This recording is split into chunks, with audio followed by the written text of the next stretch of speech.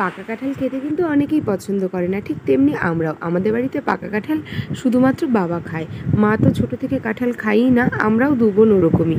তো তারপরে সেই কাঁঠালটাকে মা সুন্দর করে পেস্ট করে নিয়েছে মিক্সিতে, তার মধ্যে সুজি আর চালের গুঁড়ো দিয়ে সুন্দর করে সেটাকে মেখে নিল।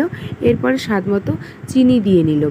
আর সুজি দেওয়ার একটাই অর্থ, তাহলে বড়াটা আর কি নরম হবে। তো এরপরে কড়াইয়ে তেল দিয়ে তেলটাকে গরম করে নিল। গরমটা একদম ফুল ফ্লেমে গরম করতে হবে, না হলে বড়াটা ভালো হবে না। তো এরপরে দেখো বড়াগুলো কিন্তু প্রায় হয়ে এসছে।